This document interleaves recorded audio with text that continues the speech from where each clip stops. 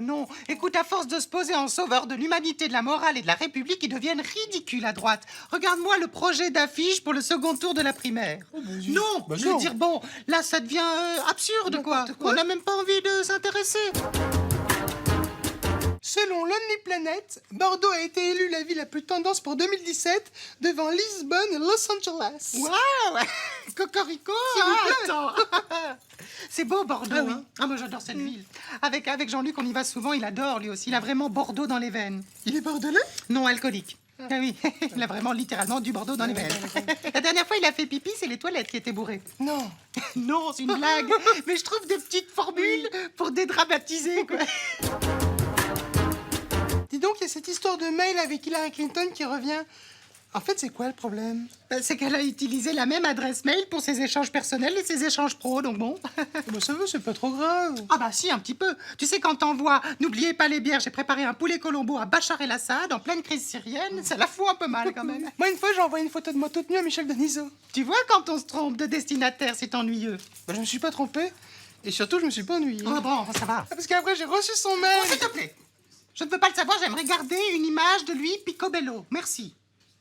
Moi, j'ai une image Pico Puento. S'il te plaît. Écoute les conseils de Jean-Vincent Placé à Cécile Duflot après son élimination à la primaire des écologistes. Je t'écoute. Cécile doit décrocher de la politique pour espérer y revenir. C'est pas mal. Ah bah, dis donc, joli message de persévérance. C'est pas sympa de sa part, il est fou. Bah, s'il veut l'aider, c'est peut-être la bonne idée. Enfin, il veut l'aider. Déjà, Jean-Vincent Placé, bon, merci. Bah, attends, si t'es comédienne, tu loupes un casting, la dernière chose dont tu as envie, c'est d'un conseil de Hélène Rollès pour te dire comment gagner un Oscar. Surtout si c'est pour te dire casse-toi un bout de temps, on te reverra après. Excuse-moi. Oui, c'est vrai. Eh ben non, je veux mais dire, oui, bon, c'est sûr. oui, non, merci. Non, j'en veux pas. Merci Jean-Vincent, bisous. Le magazine Biba pose la question, qui de l'homme ou de la femme doit faire le premier pas lors de la rencontre? Ah, j'en sais rien, en tout cas, moi, indéniablement, Jean-Luc, c'est lui qui a fait le premier pas. À vous? Oui, il m'a marché sur le pied. Alors, il a fait le premier pas. Et après, c'était le coup de foudre. Vous êtes tombé amoureux immédiatement? Ah non, non, non, on s'est pris la foudre, on s'est pris la foudre. On était sous un arbre, il y avait un orage, paf, la foudre.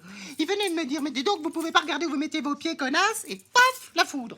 Alors, voilà. Et là, vous êtes tombé amoureux? Non, on est tombé dans un trou, parce qu'on a réussi à ramper jusqu'à la petite cantonale, et on est tombé dans un trou. C'est seulement à l'hôpital, après, qu'on a parlé ensemble, et que, bon, voilà, ça s'est fait. Et encore parler, c'est un grand mot, parce qu'on a annonné au début, on était quand même un peu brûlés au 3e degré, tu sais. Et puis bon, bah, ça s'est fait comme ça. Alors comme quoi, bon, les grandes histoires d'amour sont pas toujours parties d'une belle rencontre de départ. D'ailleurs, même encore aujourd'hui, j'ai des petits questionnements là-dessus, parce que je me dis, bon,